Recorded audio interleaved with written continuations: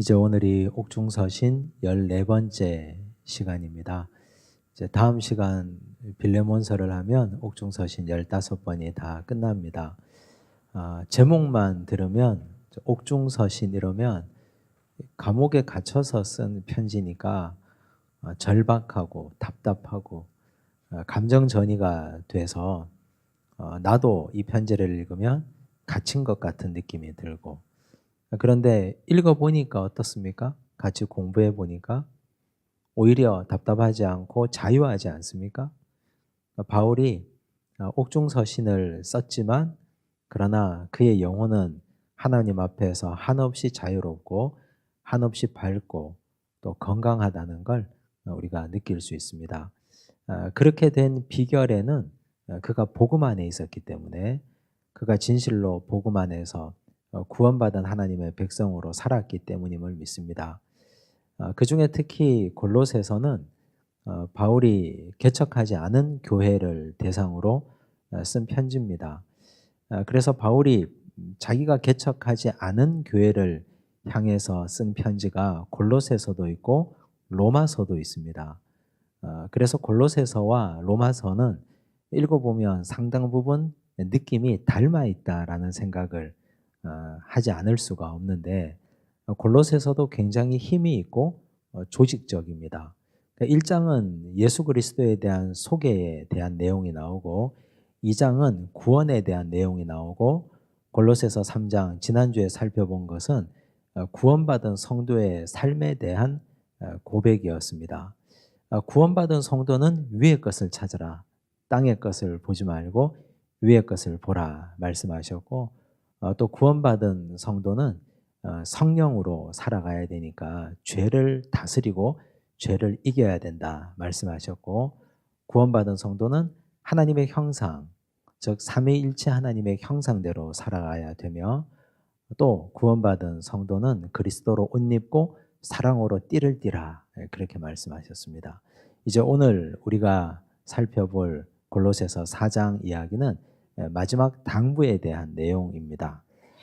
그 중에 첫 번째 보십시오. 바울이 골로새 교회 성도들에게 마지막으로 무엇을 권합니까? 2절을 보니까 기도를 계속하고 기도에 감사함으로 깨어 있으라 그랬습니다. 그러니까 이건 굉장히 중요한 이야기인데, 이 기도를 바라보는 세 가지 기도의 중요한 핵심을 가르치고 있습니다. 기도는 계속하는 것이고, 기도는 감사함으로 하나님께 아뢰는 것이고, 기도는 깨어서 하나님께 드리는 거다. 근데 이건 굉장히 단순한 건데 사실 단순하지 않습니다. 왜냐하면 우리가 이렇게 기도하는 것이 상당히 어렵기 때문에 그렇습니다. 기도를 계속한다는 말이 무슨 말일까요? 계속한다는 말이. 어떤 교회들 보면 표를 하나 만들어 가지고 벽에 붙여놓고 24시간을 릴레이 기도 이래가지고 이름을 쓰지 않습니까? 그걸 기도를 계속하는 걸 말하는 걸까? 어떤 걸 말하는 겁니까? 우리가 잠도 자야 되고 밥도 먹어야 되고 직장 일도 해야 되고 사람도 만나야 되고 하는데 계속 기도할 수가 없잖아요. 계속. 근데 여기서 계속 기도하다라는 뜻을 찾아보면 같은 말이 쓰인 용례가 나오는데, 사도행전 1장 14절을 보시면 이것과 같은 용례가 나옵니다. 여자들과 예수의 어머니 마리아와 예수의 아우들과 더불어 마음을 같이하여 오로지 기도에 힘쓰더라. 여기에 힘쓰더라라는 말, 힘쓰더라라는 말. 이 말이 계속하다라는 말과 똑같습니다. 그런데 사도행전 1장 14절 이 말씀, 기도에 오로지 힘쓰더라. 이게 어떤 맥락에서 쓰여진 말입니까? 사도행전 1장은 예수님께서 승천하신 장면입니다. 예수께서 제자들 다 불러 모아놓고 예루살렘을 떠나지 말고 내가 너희에게 약속한 것이 올 때까지 기다려라 말씀하시고, 사도행전 1장 8절의 말씀, 오직 성령이 너희에게 임하시면 너희가 권능을 받고 예루살렘과 온 유대와 사마리아와 땅끝까지 이르러 내 증인이 되라 말씀하셨잖아요. 그리고 예수께서 승천하셨습니다. 그 승천하시는 걸 보고 그 후에 제자들과 예수님을 따라다니던, 예수님을 사랑하던 분들이 함께 모여서 마가의 다락방에 모여서 기도한 거거든요. 오로지 기도에 힘쓰더라. 그러면 그때 이들의 기도가 어땠을 것 같습니까? 그냥 평상시에 우리가 기도해도 그만 안 해도 그만, 혹은 주기도문을 아무 생각 없이 외울 때처럼 기도했겠는가? 아니면 우리가 기도할 때, 식사 기도할 때 습관적으로 빨리 기도하고 빨리 밥 먹어야지 이렇게 기도하는 것과 같이 기도했겠는가? 어떻게 생각하세요? 그때 기도는 절박한 기도입니다. 왜냐하면 나와 함께 다니던 예수께서, 우리와 함께 다니던 예수께서 승천하시고 이제 없습니다, 이 땅에. 물론 예수께서 승천하시면서 성령을 약속하셨고, 성령이 너희에게 오면 내가 너희와 함께하는 것보다 더 유익하다고 말씀하셨지만, 육체로서의 예수님은 이제 곁에 없습니다. 그러니 그들은 간절하게 기도하고 정말 절박하게 기도하는 겁니다. 그때 여기 힘썼다라는 표현을 쓰는 겁니다. 그래서 여기 기도를 계속하고, 이 말은 절박하고 간절하게 기도하라는 뜻입니다. 기도에 전념하라, 이런 뜻입니다. 여러분, 우리의 기도가 얼마나 절박하고 얼마나 간절하십니까? 기도가 어떨 때는 절박하고, 어떨 때는 절박하지 않고, 어떨 때는 간절한데, 어떨 때는 하는 둥 마는 둥 할 때가 있잖아요. 왜 그렇습니까? 제목이 이루어지면 절박하지 않고, 이루어지지 않으면 당장 내일까지 뭔가 돼야 되면 절박하고 그렇습니다. 그런데 지속적으로 계속 하나님과 나와의 교제는 계속 힘쓰는 기도, 절박하는 기도가 이루어지라는 뜻입니다. 두 번째, 기도는 감사로 나가야 되는데, 이 기도에 청원만 있으면 곤란하잖아요. 기도는 감사가 중요합니다. 우리가 골로새서 공부하기 전에 빌립보서 공부할 때 빌립보서 4장에서 살펴봤지 않습니까? 우리 마음과 생각을 지키는 방법, 어떻게 하라 그랬습니까? 너희 구할 것을 감사함으로 하나님께 아뢰라. 구한 것도 아니고 이루어진 것도 아니고 손에 잡은 것도 아닙니다. 아직까지 구하지도 않은 구할 걸 감사함으로 아뢰라. 감사는 우리는 주로 사후에 합니다. 손에 뭔가라도 주어져야 그때 고맙습니다 인사하지 않습니까? 그런데 마음과 생각을 지키기 위해서는 기도는 이미 구할 것까지도 감사해라. 그래서 여기 기도, 감사라는 표현을 쓰는 거죠. 바울은 자기 서신서가 항상 일관됩니다. 근데 우리 기도하는 습관이나 기도의 내용들을 한번 살펴보십시오. 그 가운데 감사가 얼마나 내포되어 있는가. 근데 사실 기도에 감사가 있는 건 굉장히 중요한 태도인데, 청원하다가 보면 감사를 잊어버리거든요.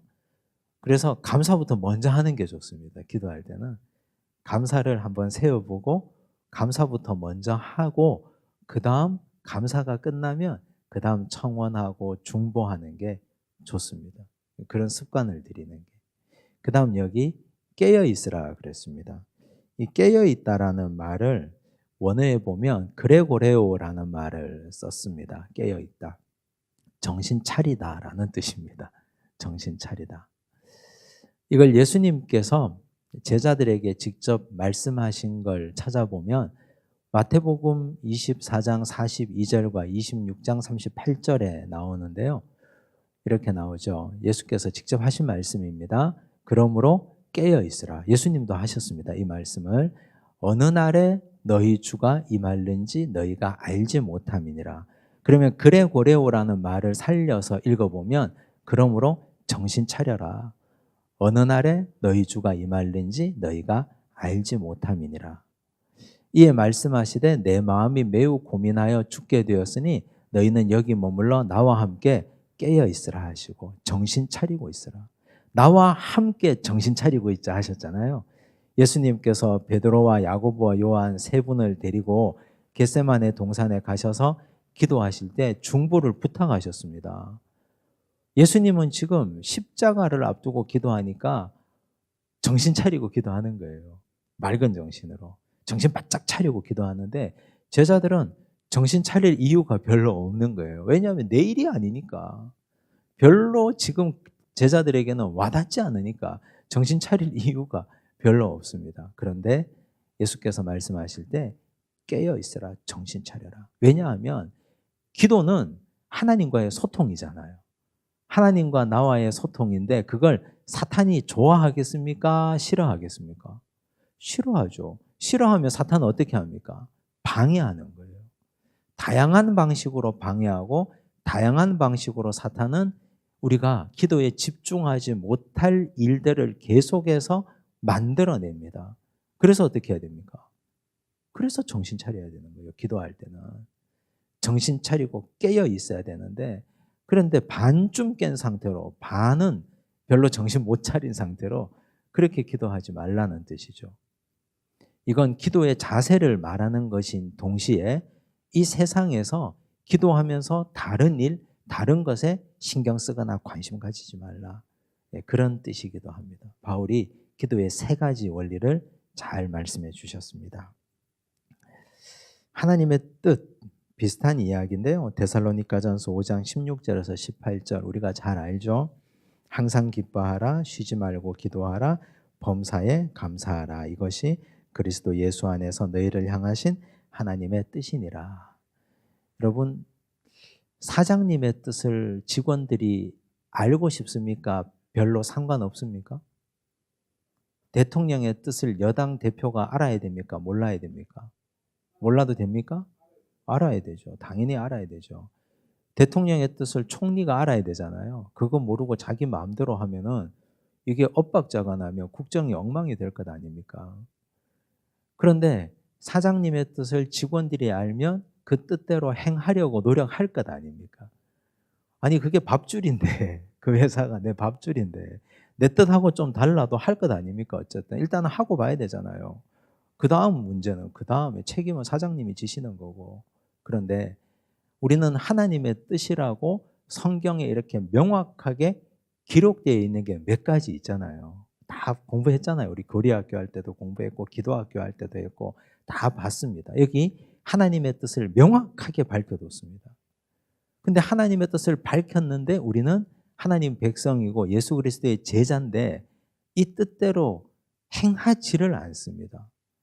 별로 기쁘지 않고 하루에도 항상 인상 쓰고 항상 화내고 그리고 힘써서 기도하지 않고 감사하지 않고 원망과 불평과 불만이 가득 차고 근데 하나님이 좋아하겠습니까? 나를? 하나님이 나를 이뻐하시겠습니까? 내가 하나님께 이쁨 받고 하나님께 사랑받으려면 하나님 뜻이 여기 적혀 있으면 그대로 해야 되는 거죠. 그대로 하면 당연히 사랑받겠죠. 근데 여기 이 기뻐하라, 항상 기뻐하라 이 말은 어떤 걸 얻어서 기뻐하라가 아니고 근원적인 기쁨을 말씀하는 겁니다. 구원받았기 때문에. 가만히 있으면 지옥 불쏘시개가 되는데 구원받은 존재가 되었기 때문에 기뻐해야 되는 거죠. 이건 당연히 기뻐해야 되는 건 의무에 속하는 겁니다. 기도는 좀 전에 말씀드렸고 감사도 마찬가지예요. 이건 하나님의 뜻에 속하는 거라서 이유 여하를 막론하고 그냥 하는 겁니다. 따지지 않고 그냥 하는 거예요. 예수께서 말씀하시고 하나님의 뜻이라고 하셨기 때문에. 자, 그다음 바울이 골로새 교회 성도들에게 무엇을 요청합니까? 3절 보니까 또한 우리를 위하여 기도하되. 이게 참 놀라워요. 이게 무슨 말이에요, 바울이? 골로새 교회는 자기가 개척한 교회가 아니잖아요. 근데 바울이 편지를 쓰면서 마지막 당부로 우리를 위하여 기도해달라. 중보기도를 부탁하고 있습니다. 즉 본인이 이 교회를 위해서 기도하겠다고 말씀하신 후에 또 우리를 위해서도 기도해달라. 여기 우리는 지금 로마 감옥에 연금되어 있는 바울의 동역자들, 바울을 포함한 바울의 동역자들을 위해서도 기도해달라. 중보기도에 부탁을 하고 있습니다. 사실 우리는 이 기도 부탁하는 게 부모가 자녀에게 기도 부탁 잘 하십니까? 어린아이들이 초등학생들인데 초등학생들 알 거 다 아는 아이들이잖아요. 초등학교 4학년, 5학년, 6학년, 고학년이 되면 세상 돌아가는 것도 다 알고 정치도 잘 알고 애들이 잘 알아요. 그런데 이 아이들에게 부모의 기도 부탁을 건네고 있는가? 또 목회자가 성도들에게 절 위해서 기도해 주십시오. 이렇게 기도하고 있는가? 장로님이 우리 평신도 성도님들 이제 막 교회 오신 분들에게 절 위해서 기도해 주십시오라고 기도 부탁하고 있는가? 근데 이런 게 굉장히 아름다운 공동체거든요. 우리 교회 1부 예배부터 4부 예배까지 예배를 위해서, 저를 위해서 기도해 주시는 기도 정병단이 있습니다. 예배 드릴 때 사탄의 방해가 없도록 지하에 옛날 제가 살던 목양실에서 예배 시간 1시간 내내 우리 기도 정병단 성도님들이 그 자리에서 기도해 주십니다. 그리고 우리 기도대 기도 책자가 나가잖아요.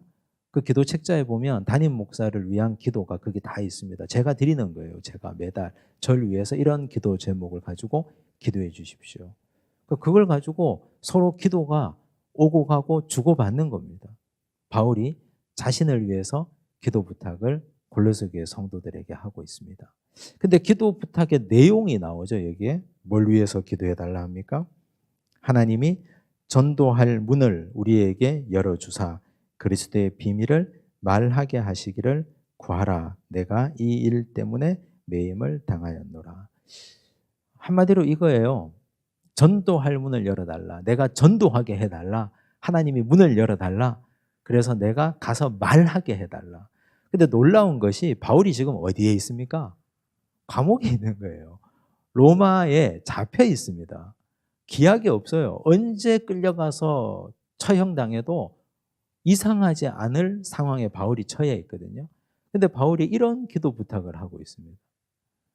그냥 이제 일반적으로 기도 부탁을 한다면 좀 석방되게 해달라고, 아니면 매맞지 않게 해달라고, 춥지 않게 해달라고, 배고프지 않게 해달라고, 좀 마음이 따뜻한 간수 만나게 해달라고 뭐 이럴 텐데, 바울은 그런 것 뛰어넘어서 복음을 전하게 해달라고 그렇게 기도하고 있습니다. 그래서 기도 부탁이 굉장히 진취적이에요. 기도 부탁이 굉장히 파격적이고 진취적입니다. 중보 기도를 부탁하는데 바울의 기도가 이런 사람이었습니다. 그리하면 내가 마땅히 할 말로서 이 비밀을 나타내리라. 바울은 비밀이라는 표현을 자주 썼죠. 자기가 복음을 전하게 해달라. 그러면 나는 이 비밀이 예수 그리스도거든요. 예수 그리스도를 전하는 자가 되고 싶다. 그걸 부탁했습니다.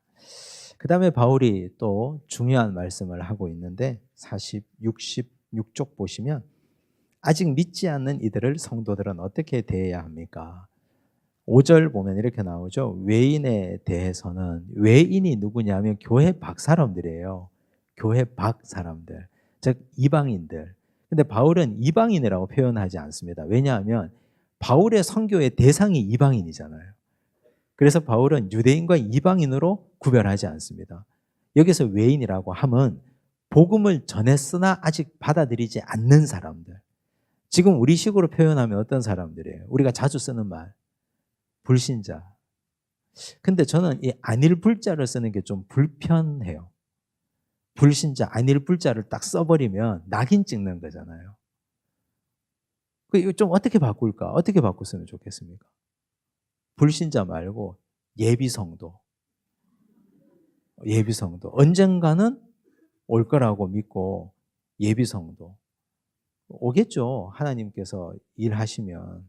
근데 불신자라고 하면 이거 안 된다고 아예 갈로 밖에 내놓고 낙인 찍은 사람들인데, 예비성도라고 하면 좀 말하는 사람도 좀 편하고 듣는 사람도 좋고 또 전도의 열의도 좀 생기고 그렇잖아요. 근데 그런 사람들이에요. 열심히 전도하는데, 복음 전하는데, 골로새 지역의 이 지역 사람들을 대상으로 열심히 전하는데 아직까지 올까 말까, 할까 말까, 복음을 받아들일까 말까, 그런 사람들, 그걸 외인이라고 표현했습니다. 근데 외인에 대해서는 어떻게 하라고요? 지혜로 행하여 세월을 아끼라. 이게 무슨 말일까요? 세월을 아끼라. 세월, 카이로스거든요. 바울이 에베소서에도 말한 바 있습니다. 카이로스, 아끼라, 사다라는 뜻입니다. 엑사고라죠. 그때 우리 에베소서 공부할 때 했잖아요. 세월을 사는 거예요. 시간을 사는 겁니다. 자, 그런데 외인에 대해서 복음 전하는데 약이 올라요. 저 사람 올 것 같은데, 할 것 같은데, 받아들일 것 같은데, 고백할 것 같은데, 요만큼 온 것 같은데 다시 제자리. 이만큼 된 것 같은데 다시 밑바닥. 열받아서 막 죽을 것 같아요. 화가 나서. 에이 집어치워라 막 이런 마음이 막 생기고. 근데 바울이 얘기하죠.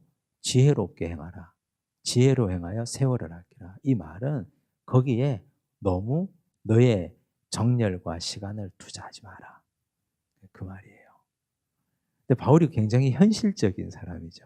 근데 왜 이런 맥락의 말씀을 하는가 하면 고린도전서 3장 6절과 7절을 보시면 우리가 고린도전서 공부할 때 배운 내용이 여기 있어요.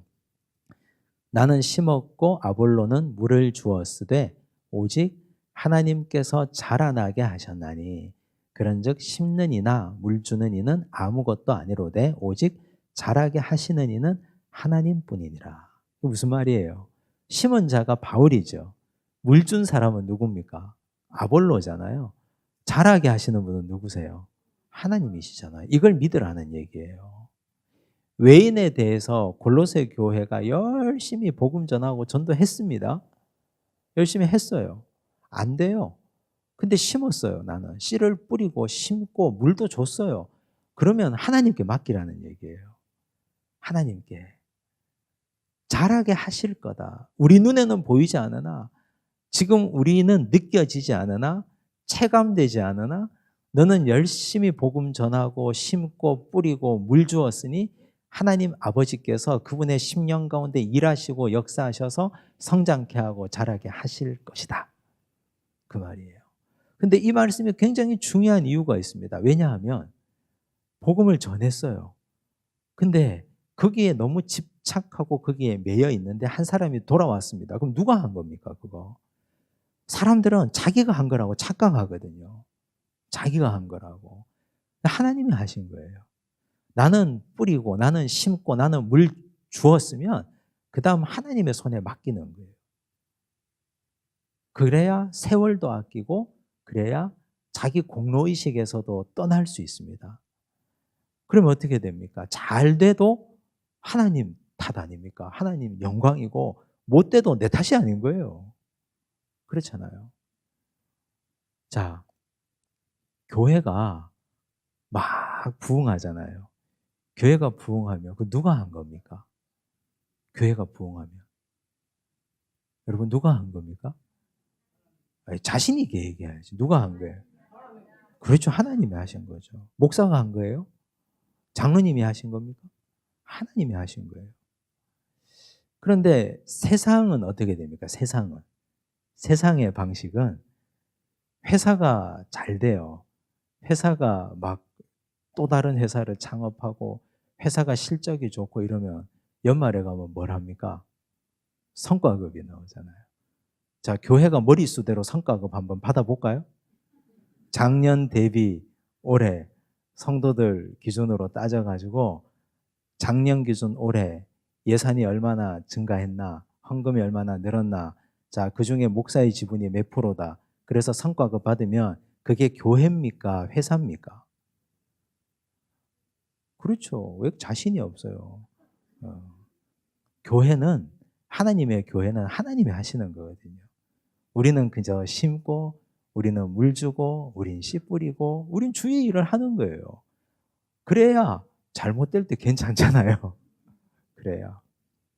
열심히 했는데 최선을 다했어요. 열심히 복음 전하고 우리는 하나님 앞에서 정말 부끄러울 것이 없이 기도하고 목회하고 전도하고 열심히 했어요. 근데 안 되네요. 누가 안 되게 하시는 겁니까? 하나님께서 깨닫게 하시려고 하는 게 있는 거예요. 그렇죠? 그래서 최선을 다한 사람은 후회가 없습니다. 최선을 다하지 않으면 후회가 남아요. 최선 다하고 하나님께 맡기는 겁니다.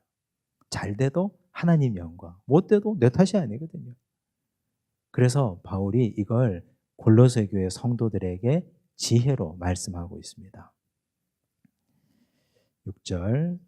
자, 이제 외인에 대해서 또 한 가지 지혜를 더 주셔요.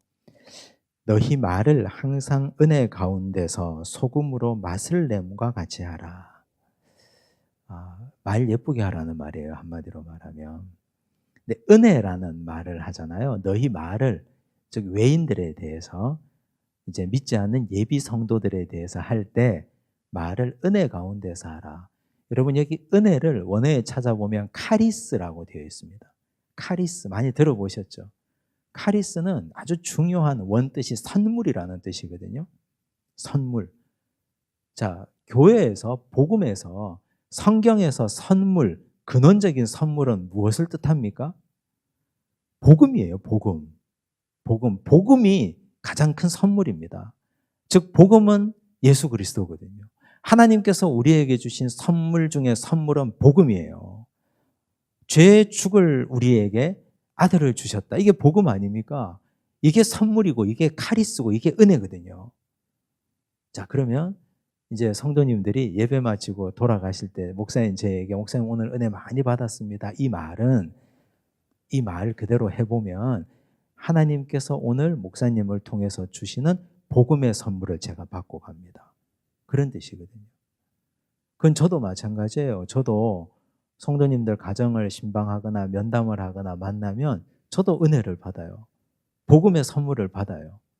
하나님께서 오늘 이분을 통해서 저에게 주시는 은혜의 선물을 받았거든요. 그게 복음이거든요. 이분이 복음 안에서 사는 삶을 제가 들으면 그게 은혜가 되는 거예요. 돈 많이 벌었다, 성공했다, 이게 은혜가 아니고 복음 안에서 투쟁하며 사는 걸 제가 들으면 그게 은혜라고요. 그게.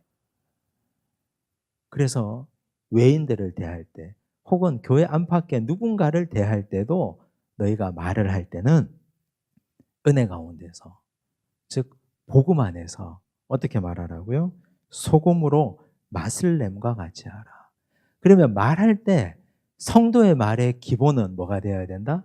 복음이 되어야 된다. 복음. 하나님이 나에게 주신 복음의 선물, 그게 우리 대화의 핵심이 되어야 한다. 그 위에 어떻게 해요? 소금으로 맛을 내는 것처럼 하라. 과하지 않게. 과하면 어떻게 돼요? 짜요. 또 너무 적으면 싱거워요. 그 말은 상대방에게 맞게 간을 하는 거예요. 즉 우리가 간은 다 자기마다 다 다르잖아요. 어떤 사람은 굉장히 싱겁게 느껴지는데 어떤 사람은 괜찮다고, 어떤 사람은 짜다 하잖아요. 그래서 그냥 설렁탕 같은 거 간하지 않고 그냥 내면 자기 입맛에 맞게 소금 넣어서 먹잖아요, 다. 그렇게 하잖아요. 그런데 복음을 전할 때, 누군가에게 그리스도의 복음을 선물로 전할 때 그 사람에게 맞춤의 복음을 소금으로 맛을 내듯이 전하라는 뜻입니다.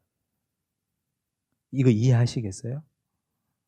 그런데 우리는 소금을 왕창 들어 부어가지고 복음이 하나도 느껴지지 않게 MSG를 갖다 부어가지고 그거 먹고 나면 물만 계속 들이키게, 그게 복음인지 자기 자랑인지 모르게 하는 사람들이 있어요. 자기 자랑을 복음으로 둔갑시켜서 가짜 복음을 전하는 사람들이 있다고요. 자기 자랑을. 돈 많이 번 이야기, 뭐 해서 뭐 부자 된 이야기, 뭐 이런저런 이야기들 다. 이게 복음이 아니잖아요, 그게. 이게 복음입니까? 복음이 아니잖아요. 은혜, 선물, 하나님께서 나에게 주셨던 선물, 그걸 전해야 되는 거예요, 그걸 이 사람 형편에 맞게 때로는 약하게, 때로는 강하게 이렇게 전해야 되는 거예요. 그런데 거북하게 전하면 안 되잖아요. 그게 지혜거든요. 그런데 예수 오래 믿은 사람들 중에도 자기 방식으로 계속 자기 언어를 고집하는 분들이 많습니다. 지혜가 없는 거예요. 모자란 사람들이에요. 진짜 답답해 죽겠어요. 전도하러 가가지고 싸우고 오는 사람들이 있어요. 전도하러 가가지고. 그럴 거면 왜 가요? 왜 가냐고, 왜. 답답해 죽겠어요. 전도하러 가서 싸우고, 전도하러 가서 분쟁하고. 싸우면 안 돼요. 전도하러 가서. 잠언 25장 11절 말씀을 보시면 잠언 기자가 이렇게 얘기했죠. 우리 잘 아는 말씀이에요. 경우에 합당한 말은 아로새긴 은쟁반의 금사관이라.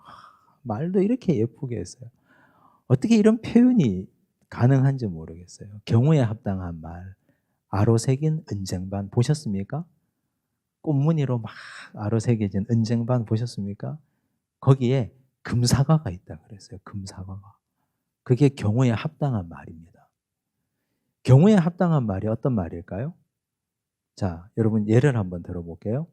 이제 이 12월이니까 해가 넘어가면 내년 초에 명절이 다가옵니다. 명절에 이제 조카들 만나잖아요. 너 시집 언제 가니? 너 장가 언제 가? 너 취업 준비하더니 취직했어? 연봉 얼만데? 그 얼마나 재수 없어요, 그게. 경우에 합당한 말입니까? 아닙니까? 경우에 합당해요? 경우에 합당한 말이 아니잖아요. 경우에 합당한 언어는 그 자리에서 경우에 합당한 언어는 비언어적 행동이에요. 지갑을 열고 5만 원짜리 2개를 주면 그게 경우에 합당한 말이에요. 그게 다른 거 묻지 않고 아무 말도 하지 않고 그냥 그리고 이렇게 어깨 딱 두드려주고 그럼 끝이에요. 그러면 되지. 거기다가 앉아봐라 해가지고 성경책 펴가지고 삼촌이 이거 가르쳐 줄게 하면은 얼마나 재수 없겠습니까? 다시는 안 가지. 다시는. 경우에 합당한 말이 아니에요. 자, 누군가가 남편 전도를 한 20년 동안 계속 위해서 기도하는 분이 계셔요. 자, 근데 교회가 올 가을에 우리 교회는 그런 거 안 하지만 뭐 총동원주의를 한다고 해요. 근데 이제 이분한테 누군가가 올해도 남편 못 데리고 왔네? 올해도 실패했어? 아이고 질기네. 도대체 어떻게 살아가지고 남편도 하나 못 데리고 오냐고. 이 경우에 합당한 말입니까? 똥바가지 같은 거예요. 그건 진짜. 아유. 아로 새긴 은쟁반에 금사과가 아니에요. 무슨 생각으로 그런 말을 하는지 모르겠어요. 근데 이제 나중에 따져 물으면 내가 당신하고 친하니까. 친하면 안 돼요. 그렇게 친하면. 제가 얼마 전에 신문을 읽으니까 회사에서 직원들을 대할 때 자식처럼 대하지 말라 그러더라고요. 아유, 딸 같아서. 딸 같으면 어떻게 해요? 등도 두드리잖아요. 그럼 잡혀가요, 요새. 아들 같아서. 아들 같으면 어떻게 합니까? 잔소리 하잖아요. 불러 앉혀놓고. 그러면 다 도망갑니다. 그렇게 하지 말래요. 그러니까 선이 있어야 되잖아요. 서로 간에. 서로 간에. 경우에 합당한 말. 그래서 우리 크리스찬들은 제가 목회하다가 상처받았다고 하는 사람의 99%는 큰 것 때문이 아니라 요런 말 때문에 상처받아요. 요런 말 때문에. 요런 말 때문에. 그래서 복음에서 멀어지고 은혜에서 떨어지고 그렇게 돼요. 경우에 합당한 말을 할 수 있도록 해야 되고 거기에 자신이 없다. 그러면 벙어리로 지내시는 게. 말씀을 안 하시는 게. 그냥 찬송만 부르시고 성경만 읽으시는 게 훨씬 더 좋습니다. 나는 입만 열면 주책이다. 말하지 마세요, 그러면. 말 안 하면 되잖아요, 교회 와서. 왜 말합니까? 안 하는 게 나아요. 죄 안 짓고 상대방에게 실족시키지 않고. 그렇습니다. 그래서 바울이 점잖게 표현한 거예요. 점잖게. 이런 문제가 교회 안마다 너무 많으니까. 이제 바울의 동역자들 7절 보시면 골로새서를 가지고 가는 사람들이 나오는데요. 두기고라는 사람이 있습니다. 내 사정을 다 너희에게 알려주리니 그는 사랑받는 형제요 신실한 일꾼이요 주 안에서 함께 종이 된 자니라. 두기고와 오네시모가 골로새서를 가지고 갔거든요. 제가 골로새서 처음 할 때 말씀드렸잖아요. 근데 여기서 중요한 건 두기고를 정의하는 새 수식어가 있습니다. 나오죠? 사랑받는 형제. 누구에게 사랑받을까요? 아가파오라는 말을 썼어요. 아가파오, 아가페라는 뜻이잖아요. 근데 사랑받다 수동이거든요. 즉 신적 사랑을 받는 자다. 이 말은 하나님께 사랑받는 자라는 뜻이에요. 하나님께 사랑받는 걸 바울이 어떻게 합니까? 보면 알아요. 야, 저 사람은 진실로 하나님의 사랑을 받는 사람이구나. 그건 주변 사람들이 다 압니다. 신앙생활 제대로 하는 사람들은 저 사람이 정말 하나님의 사랑을 받는구나 이걸 알아요. 또 신실한 일꾼이라 그랬죠. 신실하다. 피스티오. 충성되다라는 뜻이죠. 누구에게? 사람에게, 바울에게? 아니에요. 하나님께. 그래서 두기고는 하나님의 사랑받고 하나님께 충성된 사람이었습니다. 세 번째로 이 사람을 어떻게 평가해요? 주 안에서 함께 종이 된 자. 함께 종이 된 자, 쉰둘로스라는 말을 썼던데 그게 무슨 말이냐 하면 쉰이라는 말이 함께라는 뜻이거든요. 쉰둘로스, 같은 주인을 섬기는 종이라는 뜻입니다. 이게 바울과 두기고는 같은 주인을 섬기는 종들이에요. 이게 굉장히 중요하죠. 왜? 바울도 자기를 정체성을, 종의 정체성을 가지고 있었고 두기고도 종의 정체성을 가졌어요. 그러면 바울과 두기고는 수직관계, 상하관계가 아니라 수평관계라는 뜻이에요. 그렇죠? 같은 종들끼리. 또 같은 주인을 섬기는 종이잖아요.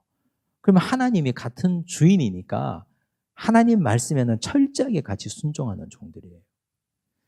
교회 안에 재직들이 있죠. 목사도 있고 교회 안에 다 재직들이 있는데 우린 모두가 다 같은 주인인 하나님을 섬기는 종들 아닙니까? 근데 교회가 나뉘어서 싸운다? 그럼 뭔가가 잘못된 거예요, 이게. 같은 주인을 섬기는 종들이 아닌 거예요. 그 주인은 지금도 살아계신데 살아계신 주인께서 말씀하시는 걸 오해했거나 문제가 생겼거나. 같은 주인을 섬기는 종들은 다투지 않습니다. 서로 합력하지. 서로 하나가 되고 서로 생각이 다르더라도 주인께서 이렇게 말씀하시면 거기에 순종하지. 다투지 않습니다.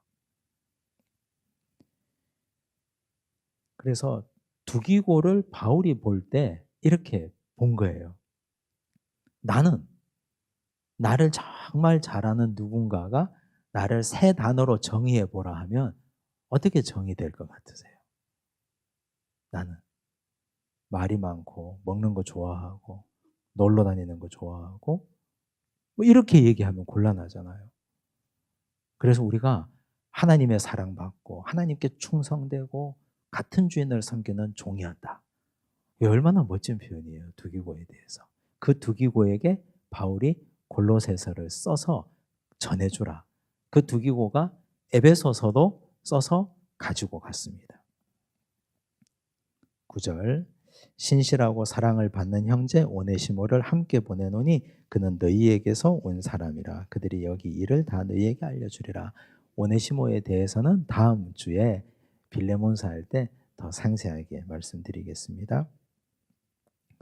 자, 67쪽 보시면 바울이 언급하는 사람들, 바울과 어떤 관계에 있는가 보시면 이제 바울이 사람 이름을 쭉 열거를 해요. 10절에 보니까 나와 함께 갇힌 아리스다고라고 나오죠. 지금 바울이 로마의 연금 상태에 있습니다. 근데 바울과 아리스다고라는 사람이 같이 있다는 말이에요. 그죠? 셋집에, 로마의 연금 상태, 이 셋집에 같이 갇힌 상태에 있다 그랬어요. 근데 아리스다고가 어떤 인물인가? 그 밑에 나오죠. 사도행전 19장 29절에 보니까 온 시내가 요란하여 바울과 같이 다니는 마게도냐 사람 가이오와 아리스다고를 붙들어 일제히 연극장으로 달려 들어가는지라. 에베소 교회가 바울이 두란노 서원을 세우고 크게 부흥시킨 적이 있습니다. 교회가 정말 크게 부흥했어요. 에베소 온 지역이 크게 부흥했습니다. 그런데 아데미 여신을 섬기는 사람들이 있었습니다. 아르테미스 여신을 섬기는 사람들이 이제 소요를 일으킨 거예요. 그때 아리스다고가 잡혀 들어가서 큰 곤욕을 치렀습니다. 그때 아리스다고가 나오죠. 그 다음 사도행전 20장 4절에 보니까 아시아까지 함께 가는 자는 베레아 사람 브로의 아들 소바더와 데살로니가 사람 아리스다고와 나오죠. 아리스다고가 예루살렘까지 같이 갔어요. 바울이 예루살렘에 왜 갔습니까? 예루살렘 교회에 기근이 들어서 그거 연보 걷어서 전해주러 갔거든요. 그때 아리스다고가 같이 갔어요. 거기서 같이 로마까지 온 거예요. 즉 한마디로 말하면 제가 왜 이렇게 장황하게 말씀드리냐면 아리스다고라는 사람은 바울과 어려울 때 함께 있는 사람이에요. 고난을 함께 하는 사람. 에베소 교회에 소요가 있었을 때 그 중심에 온몸으로 그걸 막았던 사람이고, 바울이 예루살렘에 가면 사로잡힌다는 걸 알면서도 같이 동행했던 사람이고, 동시에 지금 로마의 연금 상태에 같이 갇혀 있는 사람이에요. 좋을 때는 같이 할 수 있는데 어려울 때 같이 하는 게 이게 힘들거든요. 아니 가족도 다 떠나버리는데, 욥의 아내 보세요. 하나님을 원망하고 저주하고 죽어버려라 이러고 하고 가버렸는데, 그런데 아리스다고는 바울의 어려운 시기, 고난의 시기에 동행했던 동역자였어요. 이게 바울에게 충성한 겁니까? 하나님께 충성한 겁니까? 바울에게 충성하면 이렇게 있을 수 없어요. 고난을 가치 있게 여기기 때문에. 그래서 이렇게 함께 하는 거예요. 그 다음 바나바의 생질 마가. 지금 마가도 같이 있어요, 여기에. 로마에. 여러분, 마가는요, 저는 둘째 아들 같은 사람이라고 생각합니다. 예수님 비유에 나오죠. 아들 둘이가 있었는데 주인이, 아버지가 두 아들에게 밭에 가서 일하라 그랬어요. 근데 큰아들은 네 하고 안 갔고 둘째는 아니요 하고 갔잖아요. 물론 네 하고 가는 게 제일 좋죠. 그런데 마가는 아니요 하고 간 사람이에요. 마가는 1차 선교 여행 때 마가가 어떻게 합니까? 바울과 바나바를 떠나서 야반 도주해버리고 도주해버렸잖아요. 그것 때문에 2차 선교 여행 초기에 바울과 바나바가 서로 싸우고 피차 갈라서지 않습니까? 그렇게 바울과 바나바 사이를 갈라놓았던 마가 요한이 이제는 돌이켜서 바울이 가장 힘들 때, 어려울 때 그 옆자리를 지키는 동역자가 된 거예요. 회개하고 돌이킨 거죠. 자, 베드로가 그런 사람 아닙니까? 3번 부인했습니다. 근데 눈물로 통곡했습니다. 그래서 돌이켰어요. 그런데 가룟 유다는 그런 거 없습니다. 그냥 은삼십에 예수님 팔고 자기가 책임지고 죽어버렸어요. 끝나버렸어요, 그냥. 그런데 지금 이 사람, 마가는 돌이킨 사람입니다.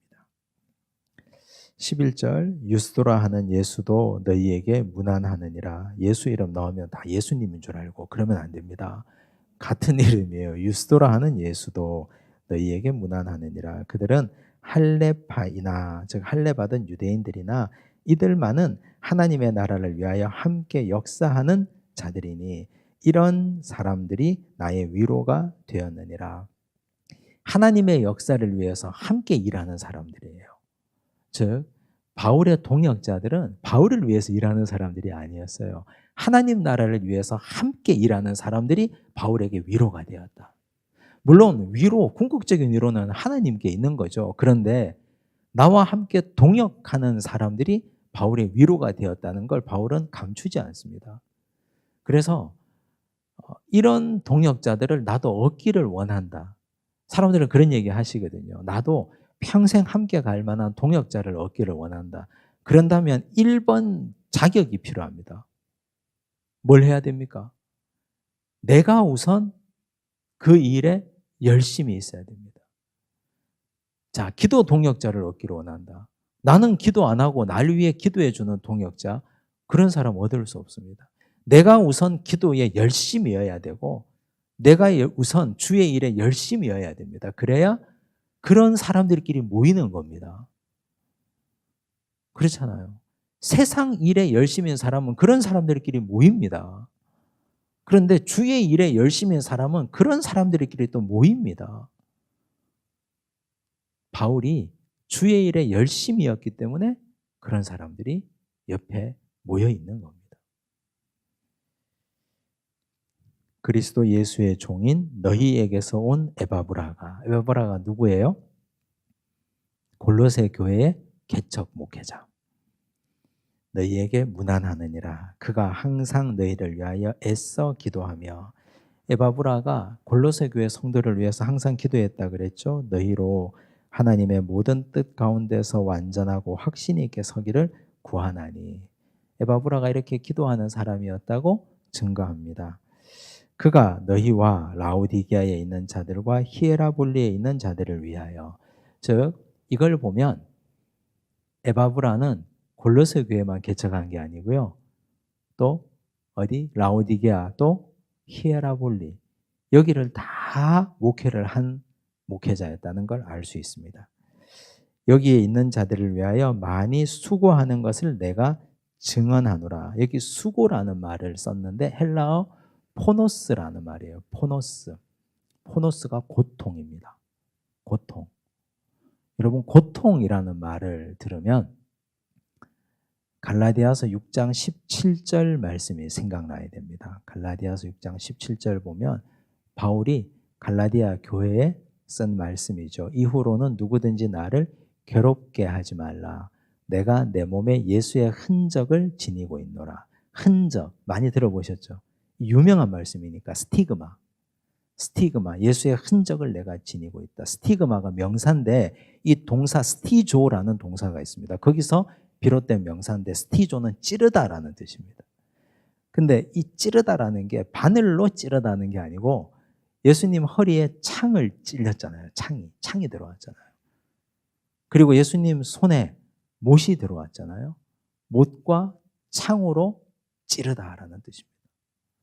예수님 허리에 창자국 같은 흔적, 예수님 손에 못자국 같은 흔적, 내 몸에 예수의 흔적을 내가 지니고 있다. 지금 여기 에바브라를 바울이 평가할 때도 수고한다, 포노스, 고통받고 있다. 이게 수고롭다는 뜻이에요. 근데 이게 힘들면 이것 때문에 못하겠다가 아니라 이걸 자랑스럽게 여기니까 에바브라가 목회를 하는 거거든요. 근데 저는 이게 거룩한 상처잖아요. 거룩한 상처, 거룩한 흔적. 그래서 스티그마를 보통 어떻게 얘기합니까? 성흔이라고 그럽니다. 성흔, 거룩한 흔적이라고. 그런데 요즘 우리 많은 분들은 상처받기를 너무너무 싫어합니다. 상처받기를.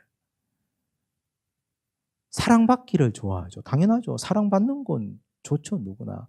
근데 상처받는 걸 싫어합니다. 상처받는 게 싫으니까 어떻게 합니까? 공동체에 들어가지 않습니다. 일하지 않습니다. 왜냐하면 실컷 일하고 죽도록 일하고 엉뚱한 소리 들으니까. 아까 말했죠. 경우에 합당하지 않는 똥바가지 같은 사람들이 있으니까 그런 사람들이 내뱉는 말이 나에게 상처가 되는 거예요. 그런데 그걸 자랑스럽게 여겨야 됩니다. 왜? 예수님도 흔적을 가지셨고 바울도 스티그마를 가졌고 또 여기 에바브라도 고통의 흔적을 가지고 있잖아요. 근데 우리가 예수 평생 믿었는데 너무 깨끗해요. 내 몸이. 예수 평생 믿었는데 멀쩡해 너무. 내 가슴이 생채기 난 데가 하나도 없어요. 상처가 하나도 없어요. 그건 뭐예요? 일하지 않으면 상처가 없습니다. 일하지 않으면. 일하면 당연히 상처가 있기 마련이에요. 상처받지 않으려고 피하고 도망가면 영광도 없고 면류관도 없습니다. 당연히 상처가 있죠. 그 상처를 자랑스럽게 여기고 그걸 하나님 앞에 거룩하게 여기고 드러내고 자랑해야죠. 그래서 우리는 이 상처는 훈장 같은 거거든요. 굉장히 자랑스러워 하셔야 됩니다.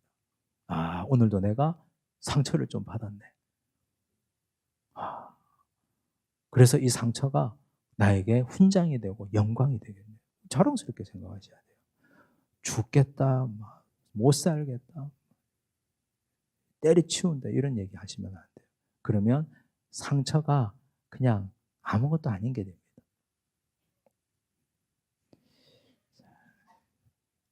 68쪽 보시면 바울이 전하는 마지막 인사가 어떠합니까? 이제 바울의 사람들 이야기가 계속 나오는데요. 사랑을 받는 의사 누가 그랬어요. 누가가 성경에 신약 성경에 2권을 기록했습니다. 누가복음과 사도행전. 그렇죠. 그런데 누가복음은 몇 장까지 있는지 아세요? 24장. 사도행전은 28장. 그러면 총 52장을 기록한 사람이에요. 그런데 누가복음과 사도행전의 수신자가 누굽니까? 누구를 위해서 누가가, 말이 좀 웃긴데 누구를 위해서 누가가 누가복음과 사도행전을 쓴 겁니까? 우리를 위해서요? 처음에는 그게 아니에요. 누가복음 1장에도 나오고 사도행전 1장에도 나오잖아요. 데오빌로 각하잖아요. 데오빌로 각하, 불신자, 아까 말했던 예비 성도, 외인. 이 데오빌로 각하 한 사람을 위한 복음서가 누가복음과 사도행전입니다. 즉 예수님이 승천하시기 전까지가 누가복음이고 승천하신 후에 성령의 역사와 교회의 역사가 사도행전이잖아요. 한 사람을 위한 복음서를 장장 이 사람이 52장에 걸쳐서 기록했습니다. 영혼을 뜨겁게 사랑하는 사람이에요. 이 사람.